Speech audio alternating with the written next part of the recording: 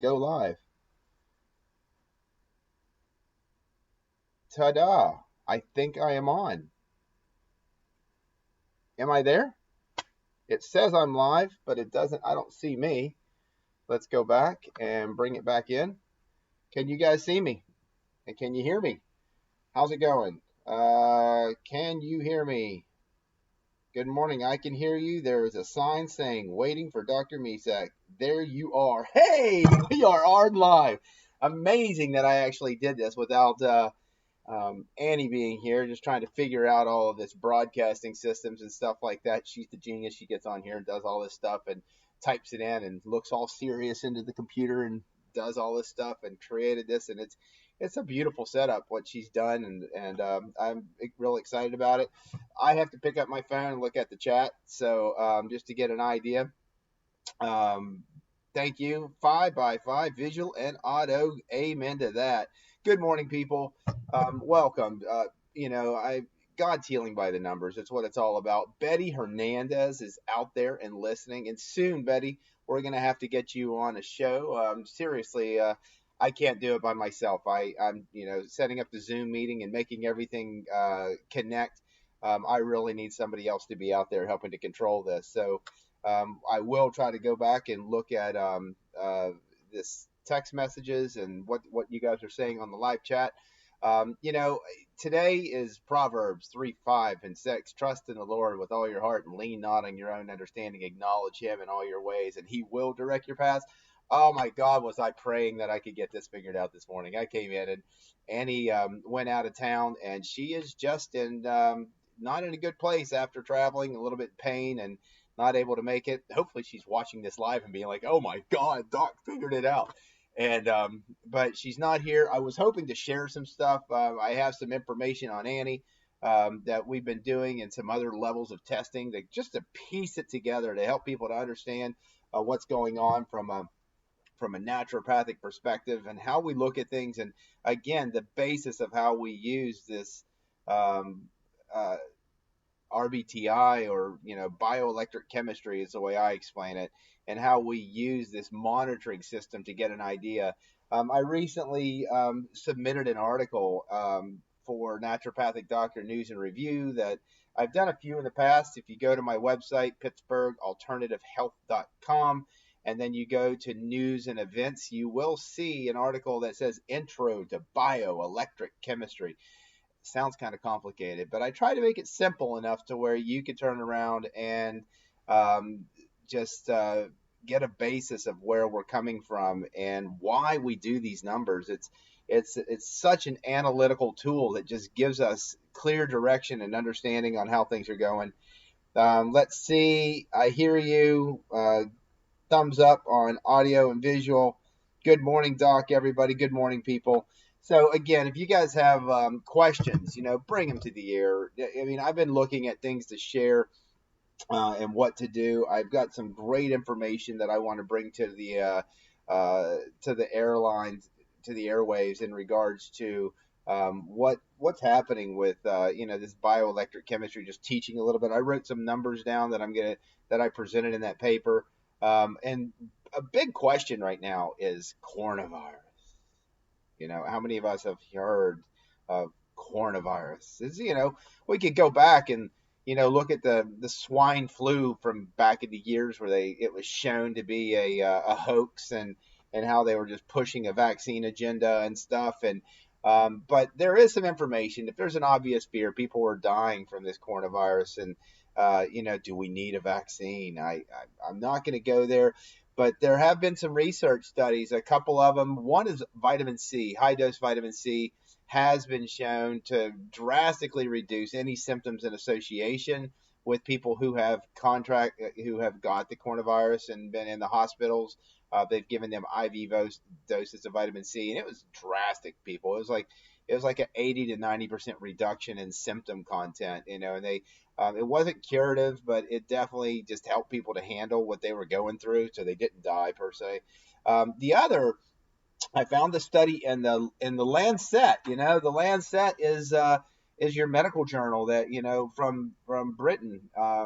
We have Journal of American Medical Association, and you have the Lancet. And Lancet came out, and it was just what's the date on this? June 14th from 2003. Can you believe this? We've known that there is something to treat the coronavirus that's natural since 2003, and it's glycyrrhizin. And I don't know if anybody knows where glycyrrhizin comes from. I'll give you like 40 seconds to see if anybody knows what plant you would use to get high glycyrrhizin content, because I'm going to take a sip of my drink. Hey, cheers, Pittsburgh Alternative Health there, people. But glycyrrhizin has been shown to both inhibit, they basically are saying there's a cytotoxic concentration with glycyrrhizin to actually clearing out the coronavirus. And they were saying that it should directly be in association with treatment of SARS associated coronavirus, upper respiratory outbreaks. And coronavirus was an issue back then. So glycyrrhizin, going once, going twice. Do we have anybody who knows what glycyrrhizin is? I don't see anything on here, but glycyrrhizin comes from licorice extract. And so there we have at least one thing. Personally, what I'm doing is extra some colloidal silver. I'm using homeopathics. I use a homeopathic nosode that I call a flu nosode, and it's homeopathic dilutions of influenza. And then I could actually remember that EAV show that we did. We did that show about electrodermal testing, and you measure the points on the acupuncture points, and then you can stress them with frequencies associated with foods, chemicals, viruses, bacteria, all that fun stuff. Well, guess what? You can go in there and you can identify that there's a frequency historically for the coronavirus. So you can take that frequency and do serial homeopathic dilutions of that, and then project that into a remedy called a vibrational. So you can add that vibrational frequency to a homeopathic, what we call a homochord of influenza. I use my homochord. When I do it, I throw a little bit of oscillococcinum in there. We do dilutions of various influenza dilutions, and now we project coronavirus into it. The idea behind homochords and homeopathics is vibrationally, because what's energy, people? All of it, everything's energy. So if you have a frequency that neutralizes, so when you do a like frequency, you will neutralize. And that's why the history of homeopathy is like cures like. I give something that in the raw form can cause all these symptoms, but when you have those symptoms, you treat it with that same substance homeopathically diluted, and it neutralizes it and stimulates the body to restore itself. So homochords, or nosodes per se, have been known to, or suggested, I can't sit there and say claim to, because we're not approved by the FDA, but homochords have been shown and suggested to stimulate energetically, to tell the body, like, hey, if this bug and this virus is there, we have a frequency that's trying to neutralize it, because everything is frequency and energy. And so it's just a beautiful thing to be able to use homeopathics in that capacity. Let me see here. Good morning, good morning, good morning, good morning, people. Let's see. Marty D. I have a friend with Parkinson who wants to attend the retreat, but walking could be an issue. How far is the motel from the venue? Motel is, I don't know, a couple miles. You have to, the thing is at the venue is having a way to get you in, because the main entrance to the building has a few steps. We might be able to come in through the back. So there's only, instead of a stack of about, I don't know, 15, 20 steps going up and then a staircase going down, there is a backdoor entrance that if we can get through, because it is gated off, since where the retreat is held is at a preschool, and so everything's gated off, so we're separated from the kids, and the kids can't, so we can't be accessing them because all those laws and those type of things. But there is a back door where you come down about 5 or 6 steps and walk right into the area of where we hold the retreat. So hopefully we'll see if we can't do that. And make that, I can check into that if you're seriously interested in how to do that. We're still looking into other ways. Eventually, we might even talk about, streaming. And we tried recording the the last retreat, and I did them on Zoom meetings and try to do it. I sometimes I forgot to hit go, other times I hit go, and so it's just broken in information. So it's not something that we would turn around and be able to give outside of here just yet. So we're working on ideas on how to make that work. But when we're looking at an aspect of Parkinson's, in reality, what I tell you to do is come into my office for 3 days, and schedule to where you're here for at least a 3-day period. You come in, you get testing equipment. We would teach you how to do the test. And while you're here, we can look at the numbers, and you can use these therapies that we have at the office to have a positive impact. One of the things I'm going to tell you in regards to Parkinson's, and that's something that's going to be presented in the probably next week when Annie is here, is we have been, I've really been getting into doing what's called Great Plains Laboratory, do organic acid testing, do testing for mycotoxins and mold toxins in people, testing for environmental toxins in people. And again, when you're looking at RBTI and we're looking at these numbers, I got something in my eye. When we're looking at these numbers, it gives us a system of measurement. It gives us an idea of efficiency in the body. And it also directs us in regards to mineral imbalances. When when the pHs are below 5.3 or above 7.2, you just don't see mineral availability. Reams said, hey, you're going to see that you're minerally depleted. You're just on an electrochemical level, they're not going to be there. And so it gives us this aspect of measurement, but it doesn't always tell us what caused it.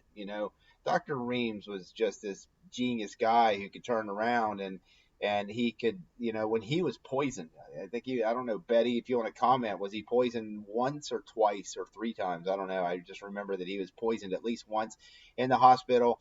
His daughter came in, I think it was Laverne, went in, ran his numbers, and he said, I've been poisoned with this, give me this, and he got himself out of the hospital. Wow. How many of us would like to be able to do that, right?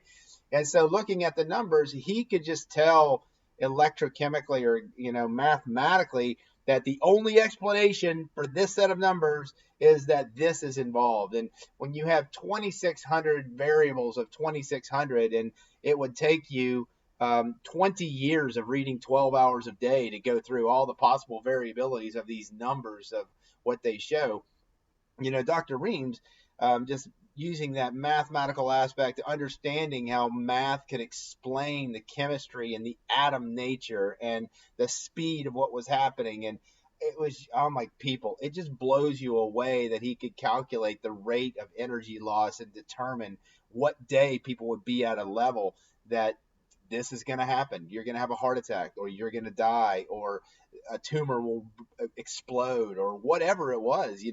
He would tell people, you've got a tumor right here, and if you do what I tell you to do, in 17 days it'll be gone.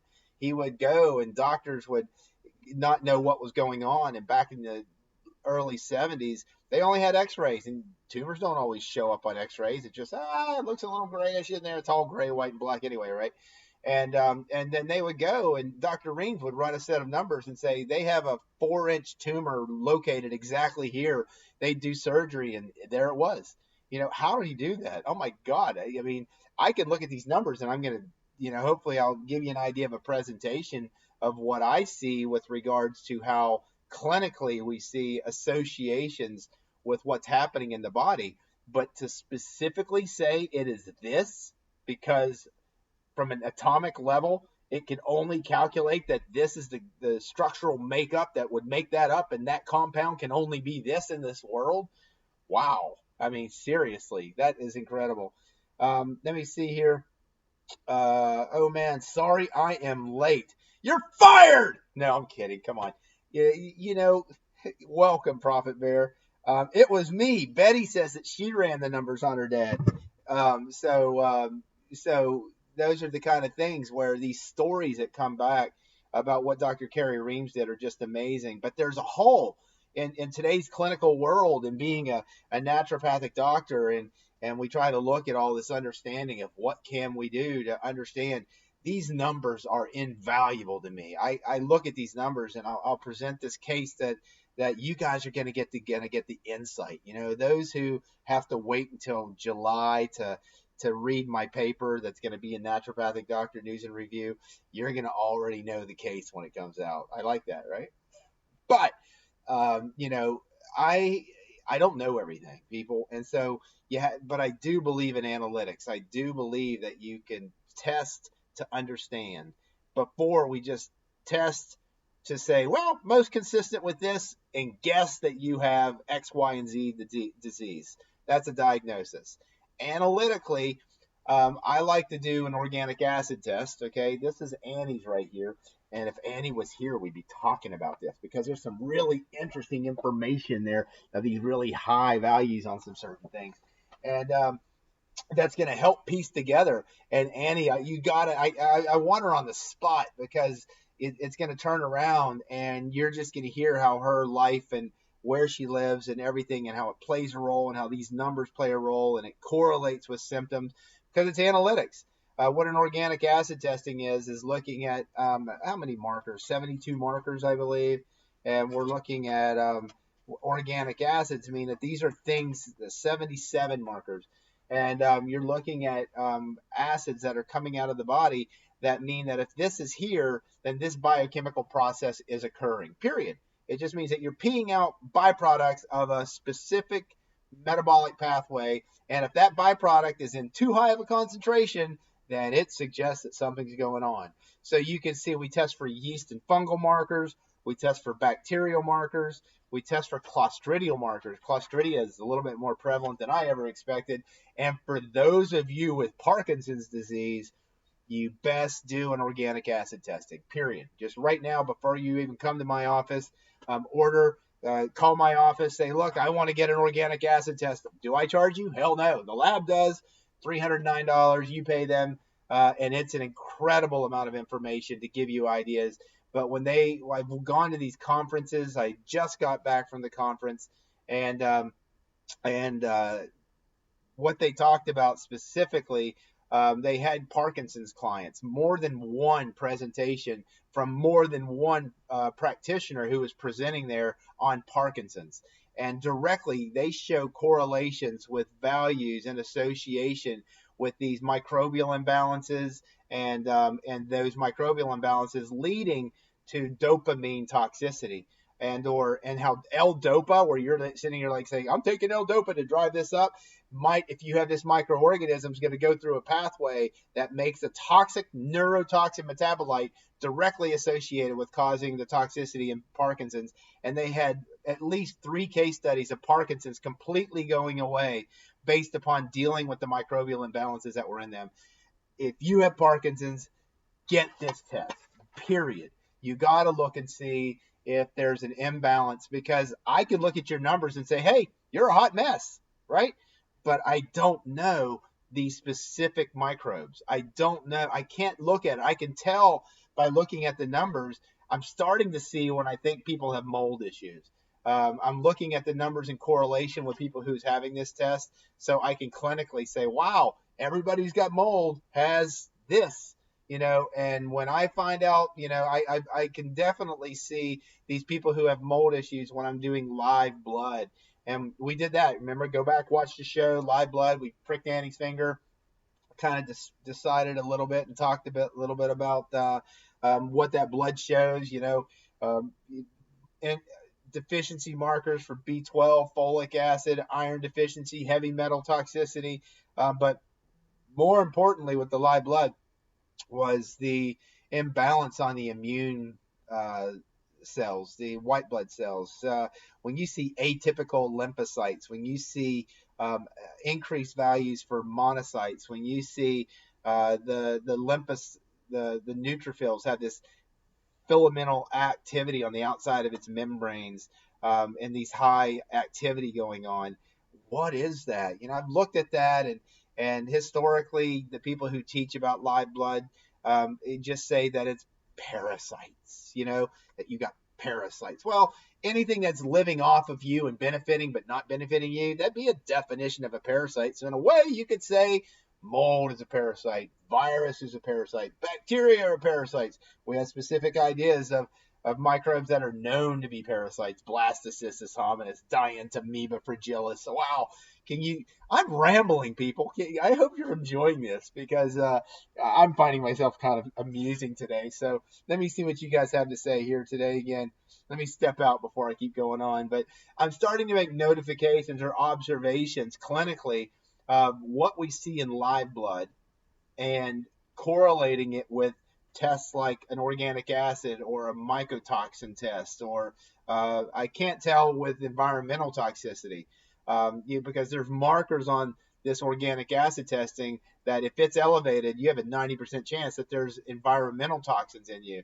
If you have mitochondrial markers that say that your mitochondria are not able to produce enough energy, you can correlate that with the markers for yeast or bacterial overgrowth. Or you can turn around, and if you have markers for poor detoxification and specific pathways with regards to methylation or regards to glucuronidation, these detoxification pathways and nutritional markers in here that say that these nutrients are getting chowed up because my body's trying to deal with something and it's requiring that pathway to get backed up. I could see that the pathways are backed up by looking at the RBTI numbers. I know when the liver's screwed up. I know when it's congested. I know when it's not working, but this helps us hone in. This helps us with specific nutrients. In Dr. Reams's time, he started recommending activated pyridoxal 5-phosphate or activated B6. He started recommending, that was before they had activated folic acid at the time. He started recommending some nutritional factors. He'd use pantothenic acid when he had joint pain. He'd use niacin. And niacin, oh my God, I could sit here and talk about niacin for an hour. As I sit here and ramble, and it's been going for 25 minutes, and you guys get this because I don't have any. I think I need a drink. Hold on. Oh, okay. Let me see what you guys are having to say, because I'm just rambling, people. Oh, man. Sorry I'm late. It was me, Betty. Thank you. Thanks, Doc. I'll tell her. Good.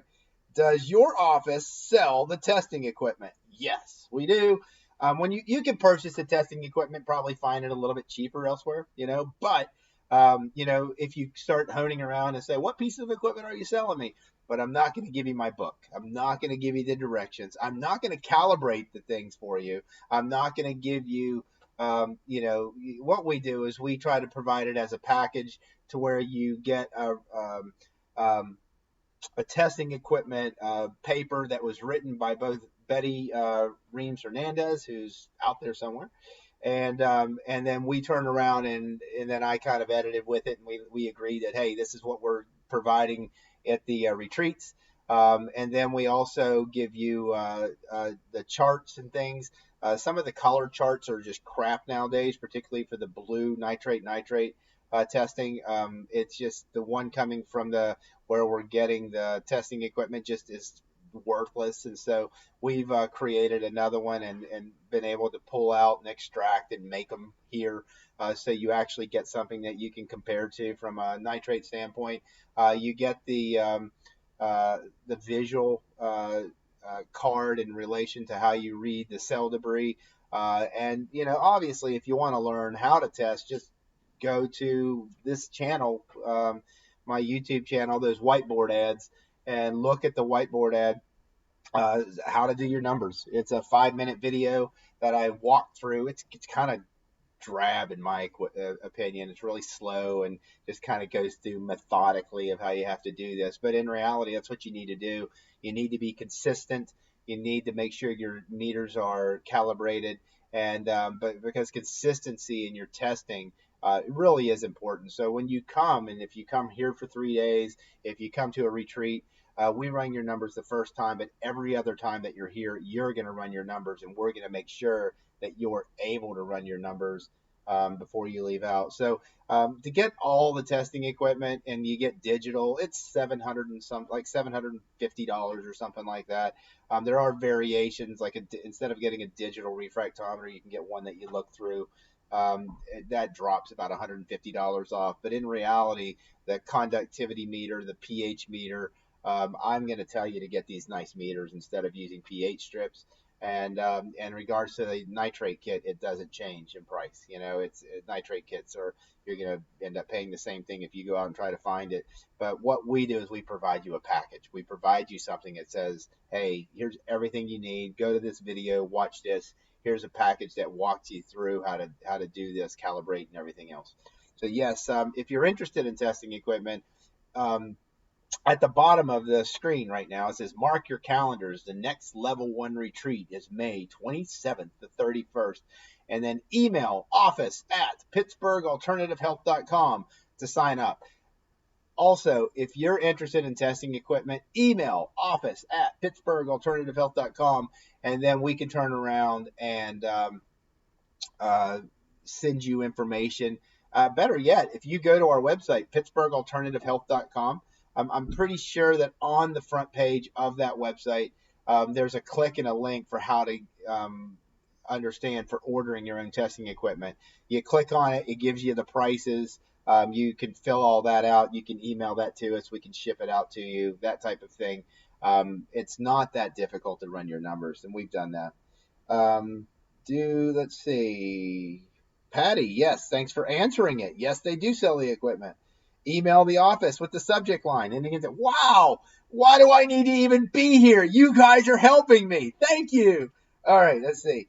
Thank you, Patty Ann. Prophet Bear, what can you do about Candida bacteria? Well, number one, again, I'm really finding that these organic acid tests are really beneficial. And the very first markers that you get are fungal markers. And so there's all types of things out there about Candida, where people are taking undesolenic acid, caprylic acid. They're taking oil of oregano. People are using grapefruit seed extract, Pal d'Arco. There's various herbals and things like that are used.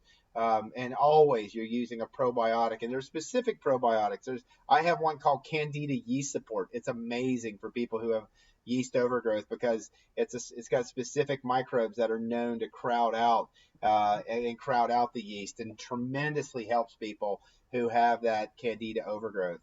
But again, as I've gone through training with this type of stuff from a functional medicine standpoint, you will find that there's a reason, and if you have that those fungal markers, you might just have mold exposure.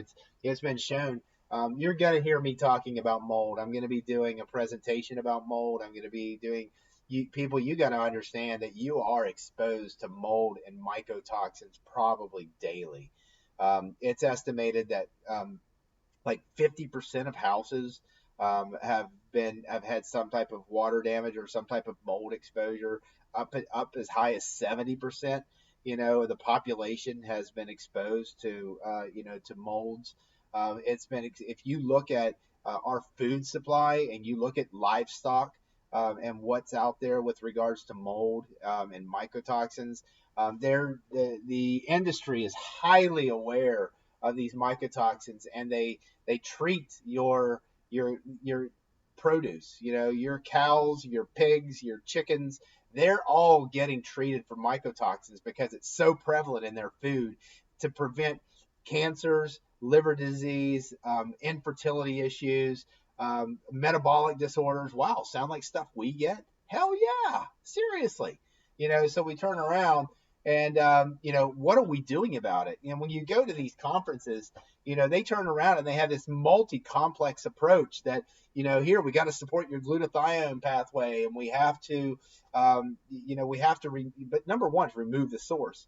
But they have all of these aspects to get these pathways working, and then try to get the mold under control. And once you have it under control, now we kill it.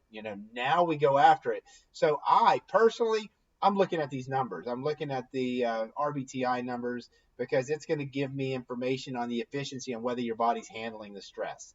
And as those numbers start falling into a pattern of health and showing that you're actually generating some energy and not just breaking down, we do tend to see the ability to start going after. And I have electrical machines that are experimental here. You can use a Rife machine, and you can use a multi-wave oscillator, and you can use a Douglas coil or a Pyro Energen. Look those things up. Like, what the heck is that? How can you turn around and say electrical machines for treating disorders? Nope, can't treat. It's all free. You can use it on me. Do your own experiments, try them out. I'm not going to charge you, because then I'm claiming you're getting something. But if you're here, you can use my machines. And because you go back and look at the history of the people who laid the foundation for where these machines, go read about Royal Rife. Go read about George Lavotsky. Go read, just learn this stuff. Go read about Reinhard Voll and why we do EAV testing, and electrical assessments. It's, if you go on the internet to read it, number one, the first hit when you look these up is going to be Quackbusters. Same with live blood. If you look up dark field microscopy and live blood, Quackbusters, number one. It's all quackery, and but you can go look at people like Dr. Hilu, Hilu, and out of Spain. And this guy has people all over the world coming to him because he looks at blood, uses oxygen-based therapies, ozone, hyperbarics, uses functional medicine, this stuff, and he's curing all these weird diseases. How is that, people? It's the same principles of what we're using. I just turn around and say RBTI tells me when these things are working or not working and how your body's responding. It's just another tool that's tying it together. And it's good to know that other people are seeing these amazing results by putting this stuff together. It looks like we're getting some chat out here because I see this moving down my screen. And so let's see what we got here. Calibration instructions comes with the equipment. You need only read them and follow the directions. Thank you, Betty Reams. Pine Tree, is eating right for your blood type a good thing? Dr. Diadamo. It's Dr. Adamo. It's Diadamo. D apostrophe A-D-A-M-O. Adamo, his dad, he's kind of a genius, in how he discovered this. And it goes back, I don't know if you guys hear about Stephen Gundry, huge books out there, Plant Paradox, Longevity Paradox, basically says drink olive oil, and eat only, stay away from the skin and the seeds of plants, or pressure cook everything to kill the lectins, because lectins trigger inflammation. People, if you want to talk inflammation, if you go down to RBTI and truly understand what's happening on an electrochemical basis, bottom line, what happens is as a cell separates from being an optimal cell and goes to a delta or an omega cell, and it separates from its central nervous system control, there's a breakdown in matter. So what does that mean? That you have less sustenance. So what fills it? Water. And as water fills that space, what happens? It expands. What is that? Inflammation. RBTI electrochemically explains what's happening on this deepest level, and nobody teaches it better than Michael Olsta. You can turn around and you can go read, you can read Badeau's book, and he kind of explains the concepts. If you go and you listen to the tapes, the anatomy tapes, and the things by Dr. Manthe explained this stuff, but nobody put it on paper and is a teacher on the theory and the applications of how RBTI, of what's happening on that level, to where that's why we're looking at it better than Michael Olsta. Give the man some incredible credit. He's downfall. He's not a clinician, but he understands these numbers very well, and he teaches it in that context. And so when you're looking at these processes of what's happening, everything is inflammation based. RBTI does bring that back and explain it very, very, very well. Hold on one second. Let me get back here. So back to Diadamo. So Diadamo basically, see how my brain goes? Squirrel, you know. I just run sometimes and I tie me back into the world and I can go back on the same subject. But Diadamo basically what he was doing was looking for foods, and he found that lectins in food. Well, there's Stephen Gundry and this medical doctor who's blown the awareness of lectins to the American public, and just becoming a speaker and a writer that people are going after. Like, oh, I want to do that and just drink my olive oil all day with my little bit of veggies. But Stephen Gundry goes and shows that lectin association that was explained by Diadamo. And Diadamo says that your blood type, that specific blood types, interact with specific lectins. And when you eat that lectin in that blood type, it says, no, don't do this, and causes an inflammation response, agglutination of the blood. So when you look at people who do teaching for live blood microscopy, and you see rouleau, the stacking and the clumping together, the aggregation, and you look at the description of why that happens, it says not eating right for your blood type. Basically, it's saying that you're eating food sensitivities. You're eating foods that are intolerant. How about the concept of negative energy foods? That's, Reams called them no-no foods. I don't like saying, no, don't eat this. I'm more of saying, hey, that's a negative energy food. You eat that, it's going to consume more energy than you're going to get from it. And what's the goal is to get more energy from your food than what your body needs. And so Diadamo did show there's these associations, and I do find that it's quite beneficial. And I will use if people aren't tested through my office for food chemical sensitivities where we do the electrical assessment, I will, from a distance and stuff, say, I want you to do the blood type diet as an elimination diet for 4 weeks. Wherever it says don't eat it, stay away from those foods. After 2 to 3, at least 3 weeks, preferably 4, you can introduce one food every 5 days, because delayed hypersensitivity can take a few days. And hypoallergenic elimination diets was the way that we were treating allergies back in the 1930s as an elimination. They also did pulse rate variability or heart rate variability. So you'll notice when you eat foods, if you have one of those little things, those Fitbits and stuff, and you see your blood pressure or particularly your pulse go up 20% after eating a food. Oh, what did I eat, right?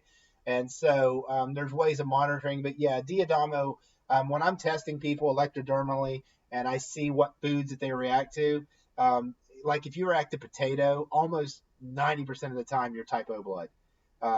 So many people with type O react to potato, and that screws you, because type O's also do horrible with wheat and gluten.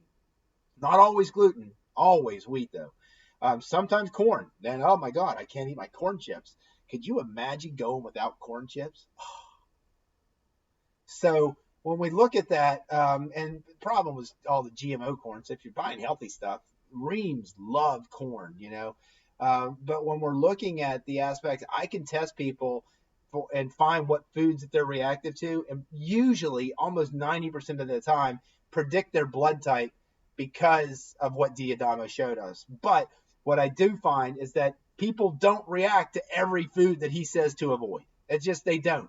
And so it's a good way to do an elimination diet. Let me see what else I have.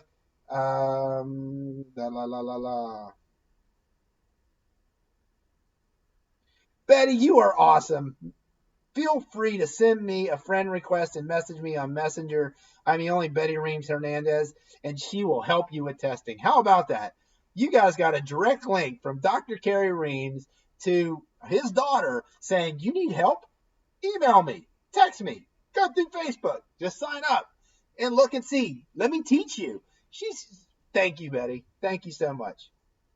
And look at that. I am friends with you. Thank you. It's good to know there's friends out there. Let me see. Jackie. Hey, Jackie. I did some Bob Cooley stretches. Awesome. That's a good thing to do. I felt very strong and happy for 2 days after my first 20 minutes of resistant stretching. Good find, Doc. I'm telling you, people, flexibility is amazing.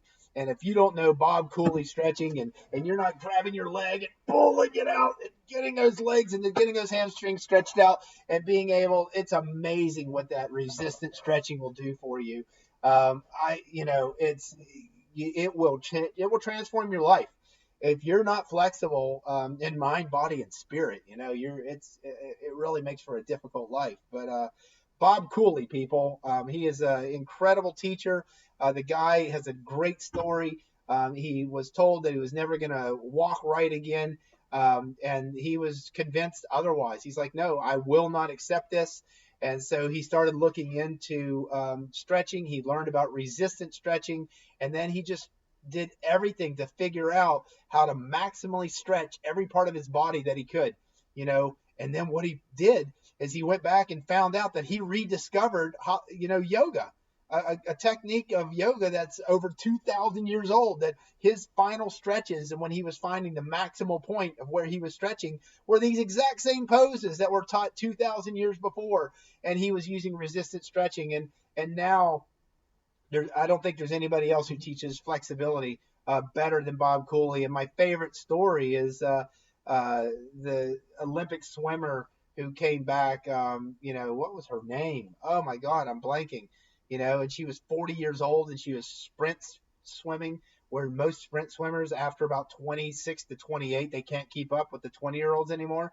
And she came back at 38 and 42 Olympics late, and she got the silver medal and lost it by 1/100th of a second. Can you imagine that?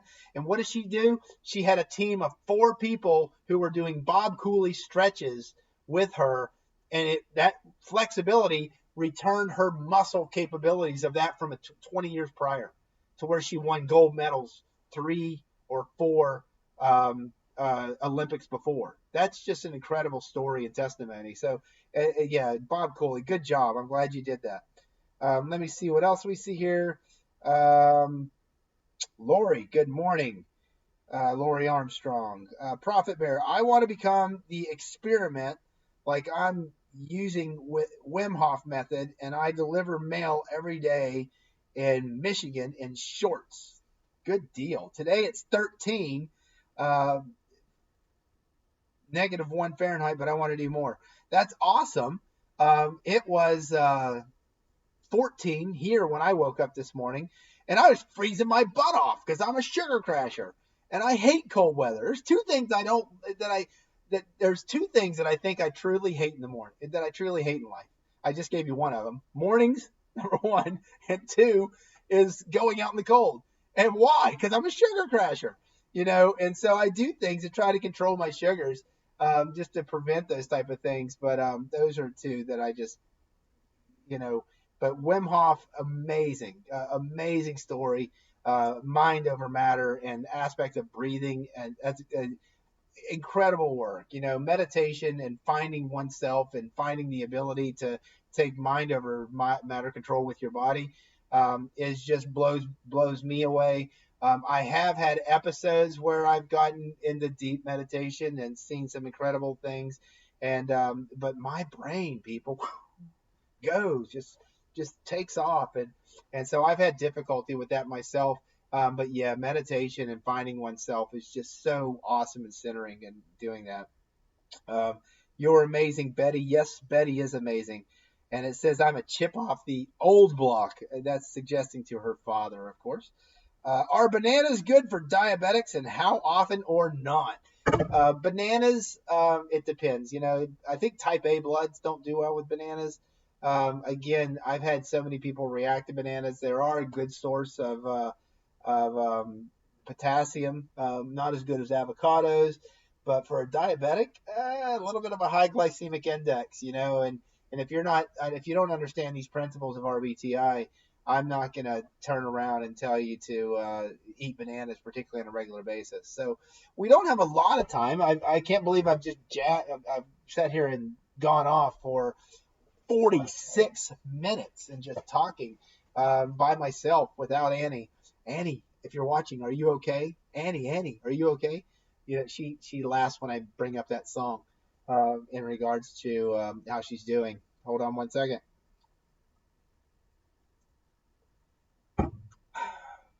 You'd think that I enjoy just rambling for an hour. So I do want to talk. I wrote a paper, and I had a deadline of today to write my paper, and I waited until 2 days ago and just sat down and wrote it. And this is for Naturopathic Doctor News and Review. And if you go back and look at my papers, particularly historical, on my website, I've written a few. I've written one, I wrote one a long ago about our profession holding on to the truths of what they did. I did another with Physician Heal Thyself and talked about the principles of Stephen Covey and personal interactions and those type of things. I've written a paper about cellular optimization and how what we're looking at is the optimized aspect of cellular efficiency for rebuilding the body, and that was before I learned about Carrie Reams. Because that's what we were taught, where to think and where to focus. And I'm like, hey, if we're looking at how systems work, we have to optimize the cellular function. And then I got introduced and learned Carrie Reams, and I wrote those papers on bioelectric chemistry. Sound complicated? They really aren't, people. If you don't understand what I keep teaching here on RBTI, you have to go back and read those articles. Bioelectric chemistry as an introduction. There's a lot of misinformation out there, and there's a lot of good information. Rex Harrell is a wonderful resource with his information that he has online for RBTI. I can't remember his website off the top of my head. I'm sure Betty or somebody can post it. Rex is just a plethora of RBTI information online. But one thing, so where I'm sitting here, and again, I've taught the basic concepts of bioelectric chemistry to my profession, and so what can they? And it was ironic. I was at a conference learning this stuff back in November. And the first morning when I sat down at the conference, I had an email from Naturopathic Doctor News and Review and said, hey, I've gone back and read your old articles and wondered, would you be interested in writing another one? I'm like, sure, So I was asked in November, we'll give you till February 15th to write the article. Great, a lot of time. I wrote it 2 days ago, and I just sat down and just flows out of me sometimes. And just like right now, just jabbing, right? And the decision was, what do I write about? Because I cannot stop teaching about RBTI. But when you're looking at a profession who has no understanding of it, what do I do? So I brought it back to asking that question of what science are we looking at to understand health, and the only science that's pure and perfect, where you have a definition of perfect, and then we know how to define perfect. Because if I ask the question to 100 naturopaths or 100 allopathic doctors or 100 osteopathic doctors or 100 chiropractors or just a conglomerate of all of them, and did a survey of 100 of them that said define perfect health, how many answers do you think we get? 100, right? Seriously. And so nobody defines perfect health except Carrie Reams, and he did it mathematically. Like, what is perfect? By using the only science that can explain perfect, mathematics. He used Euclid and Enid mathematics that basically broke things down on a geometric plane to explain the world around us. And he discovered that you could measure this urine and saliva to get a basis of efficiency in the body to where we know what perfect is. And then we work away from perfect. So you have a set of numbers. And when we look at those set of numbers, I hope that people can see this, because you're not going to be able to see me. Ooh, I don't know if this is going to work. So we have perfect 1.5, 6.4 over 6.4, which is we have 1.5 Brix, which is the Brix explains the sugar regulation. 6.54 over 6.4 is the pH of the urine and saliva. 6.5C tells us about the conductivity or the salts and how well energy is moving through the system. 0.04 M is the turnover of cell debris, about 40,000 particles per 100 mLs of urine. And then 3/3 is nitrates over ammonia nitrates, which is protein building versus protein breakdown. And then that final word, common sense.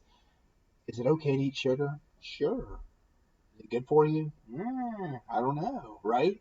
You know, how many people are eating probably a bag of sugar every 2 weeks when you look at the amount of sugar that's in the soda pops or the candy or the coffee?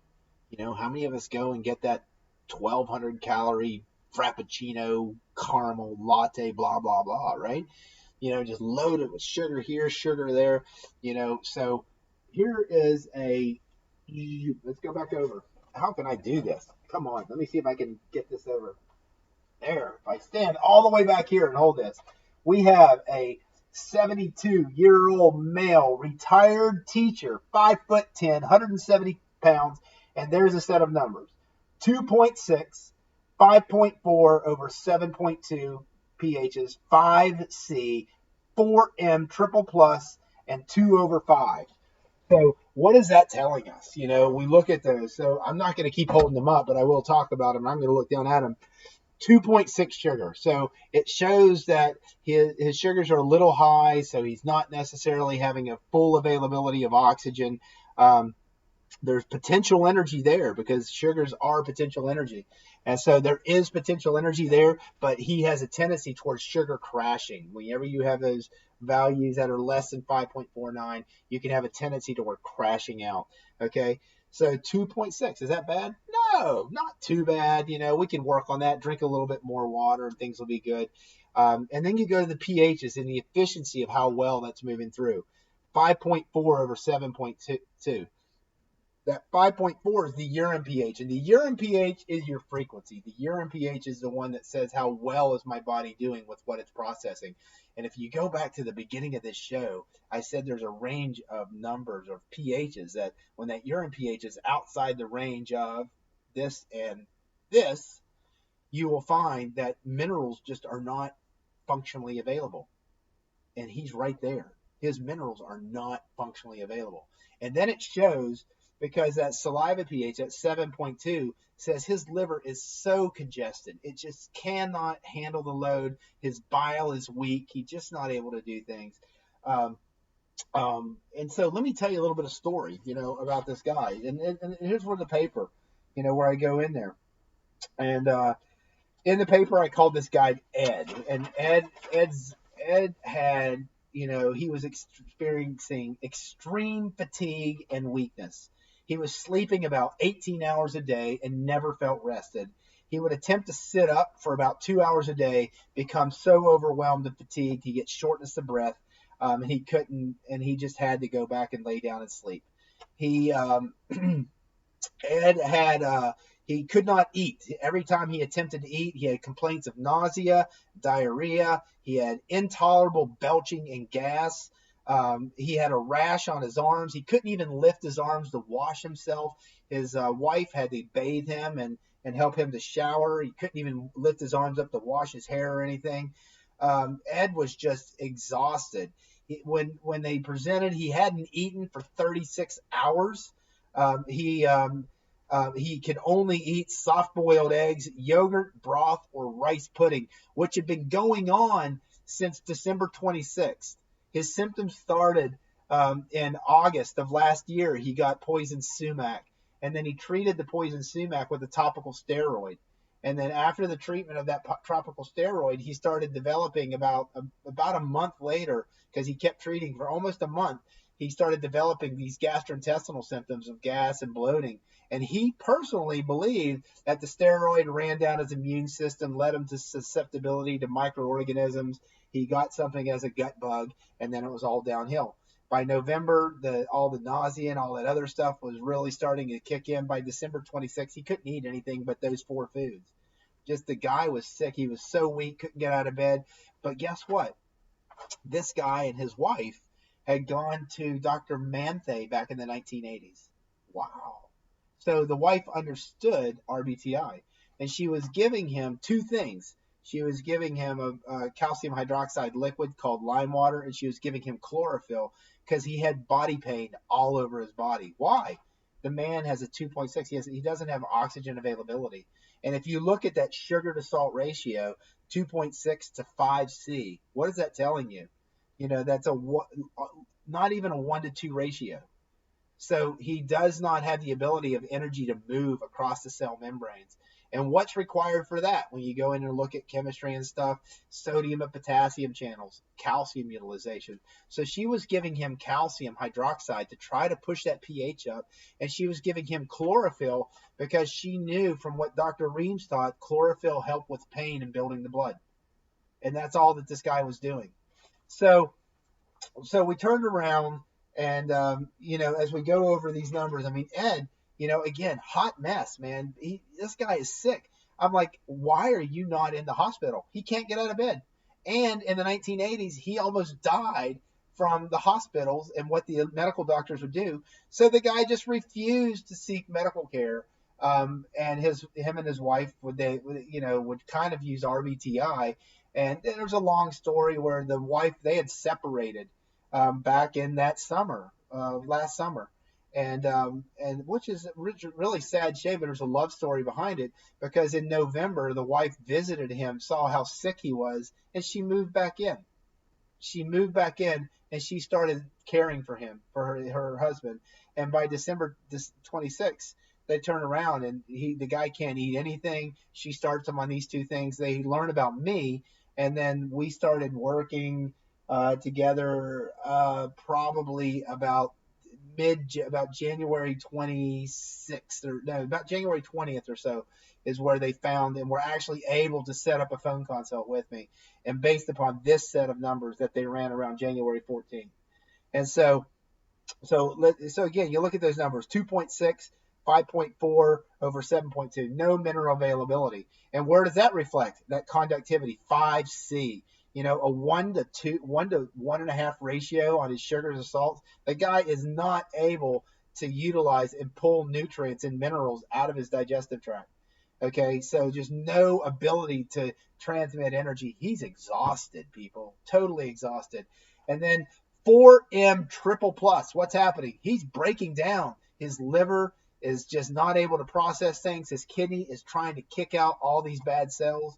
He is holding water weight. He is achy, tired, feels like crap. And then 2 over 5, protein building over protein breakdown. What is he doing? He's breaking down. And those nitrates are so low, he's potassium deficient. So that brings us back, that potassium deficiency out on that right side. And then you also see, I don't know if you've watched many of my old shows, pHs between 6.8 to about 7.2. When you have that high pH and that potassium deficiency, look for a thyroid disorder. So I turned around and told them, I'm like, listen, you understand that I can't treat, cure, prevent, diagnose, all that other stuff. They're like, yeah, we're coming to you because we don't want to go to these people. I'm like, well, you got to get in contact with your doctor in some capacity. They're like, we can't get him to. He can't leave the house. He cannot get up and physically make it to the car. And I'm like, you need to contact your primary care. You need to have a home nurse come in. And here's some labs. Order a chem screen. Order a CBC with differential. Ask for a vitamin D level. Ask for a thyroid association. Check those liver function tests. I want you to do an occult blood, to see if you got blood in your stool. I want you to do a PSA. Why? You look at those numbers, he's breaking down. It looks like cancer, people. So we ordered a PSA and a CEA, carcinogenic embryonic antigen. We ordered a CBC with differential. I mean, look at that 5C. His blood, his fluids he can't hold fluid. So that is telling you that he's anemic. It's telling you that he's got a thyroid disorder. These numbers are just saying, look, dude, you are breaking down.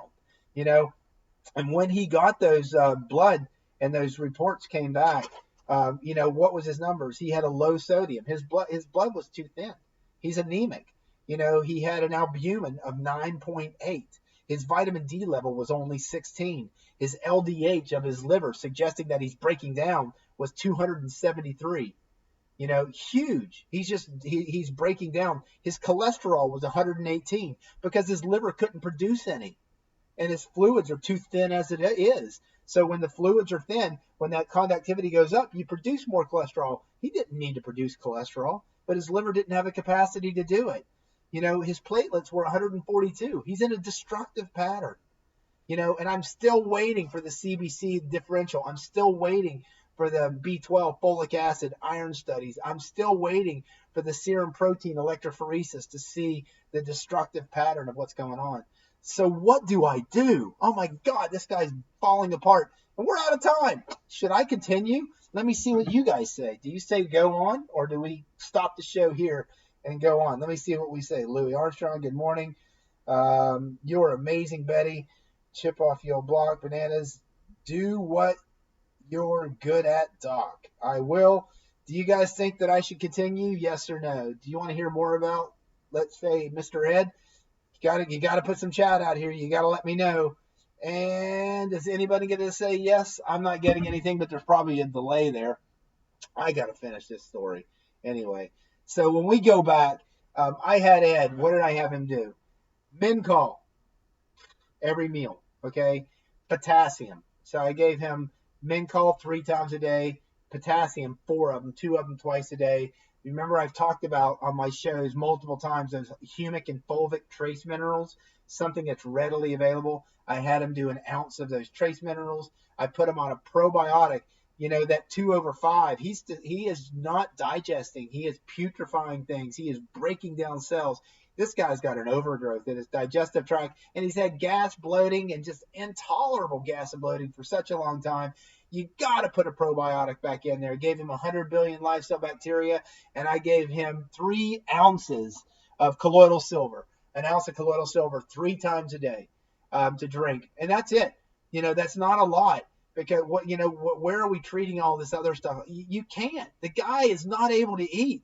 Let's give you some minerals that are available. Let's give you a probiotic to try to restore. Let's kill the bad bugs and just put an inhospitable thing in there. Let's feed you the potassium because your body's in such a state of adrenal and thyroid compromise. Oh, by the way, his TSH was 7.8. Yeah, his thyroid was compromised. But when he got those labs back, his CEA and his occult blood were negative. So he didn't, I was thinking that the guy was having colon cancer or possible. It's not my job to diagnose or prostate disorder because of the way the numbers were pointing. So, but we gave him basic trace minerals, Min-call. We gave him potassium because he's just falling apart. We gave him trace minerals. That's it. No vitamins, anything of the sort. We gave him probiotic, and we gave him colloidal silver, another mineral to kind of help clear out. So what happened?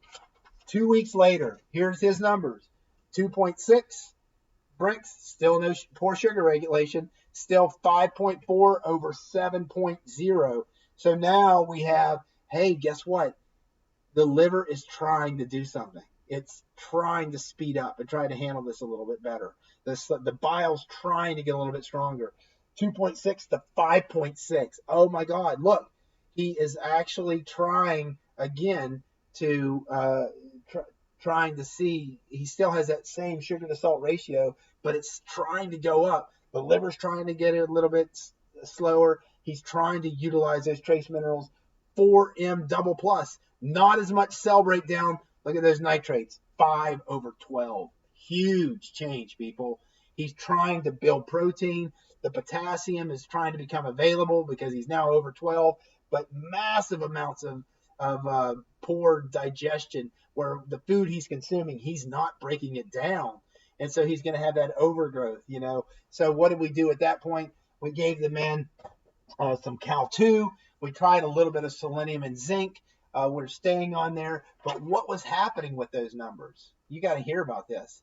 We turned around and basically what he did, he was able to talk. It was the first time we called, only his wife could talk to me. The man was too weak to even have a conversation. The man talked with me the next time instead of his wife. And he was reporting that the diarrhea, the gas, the bloating, the rash on his arms, the arm pain, the sinus drainage. I forgot that he had sinus drainage. Hey, that pH is 7.2, points up to here. All of it was gone. All of it was gone. He was actually able to wash his own hair. He was starting to shower himself. He was feeling better. We're still waiting for all those labs to come in. But look, there's a response in the numbers. At that point, we gave him a little bit of Cal-2. We tried some selenium and zinc. I don't remember what else. I forgot to tell you one other thing that I had him do is I had him drinking clay. I gave him green clay at a 1-to-8 ratio, drinking a tablespoon 3 times a day to bind up those toxins. And clay is highly alkaline and loaded with trace minerals that are in that clay. And we gave him clay as well to slow things down. And Ed actually, before I got that second set of numbers 3 days prior, had constipation, and his wife had the inclination, hey, decrease the clay. And the day that I talked to him, he had a nice formed, huge bowel movement. We talked about bowel movements here. And so the guy is actually starting to repair. I got my follow-up consult this week with him, but that's basically, I want to present to the community of what's going on and how that stuff makes a difference and what RBTI can do. The guy is actually able to get up. He's starting to hold food down. All of his symptoms, the primary complaints, are going away.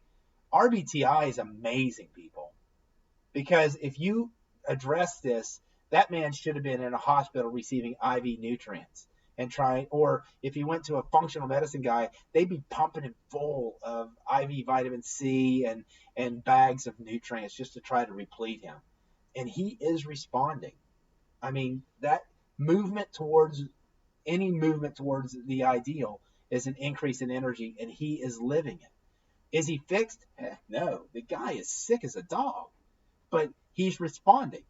So if you respond, there's a possibility that he's not just going to crash and die. In the meantime, his doctor is ordering all these tests looking for nutritional imbalances, all these tests looking for Lyme disease and these microbial imbalances, because they did choose a functional medicine doctor. They're looking for cancer, obviously, and seeing. But RBTI is just an incredible tool. So let's see. I'm going to tune out. Thank you, Doc. My uncle has some banana every day and is diabetic. When he had his knee replacement, it was the only food they gave him. He was not diabetic. Okay, keep going. I will keep going. What strength colloidal silver? I did 10 part per million at an ounce 3 times a day. Amazing job. Wow, that's a powerful testimony. And that's why I'm presenting it to my profession. People have to realize that this stuff is amazing, and I hope that you realize the same. I'm going to try to tune out. I thank you. We've gone over on the show. I hope you've enjoyed this show. We're gonna talk more about this functional medicine stuff and how it all ties together when Andy comes back. I've got stuff. You guys have to learn about mold. You have to learn about these things. Again, vitalometry. You see that on the side. We do have right now on vitalometry, if you guys are interested, through tomorrow, there's a special that's listed on the front page. I think it is HEART, HEART is the discount code, and it's a buy one, get one 50% off. So it goes through tomorrow as our Valentine's Day special, and I'm pretty sure it was HEART, HEART. As a discount code, and if you use that discount code, or I'm hoping it's on there, you get a buy one get one 50% off of the vitalometry. Otherwise, you can always use that Doc Misak as a discount code and get 15% off, and that supports this show.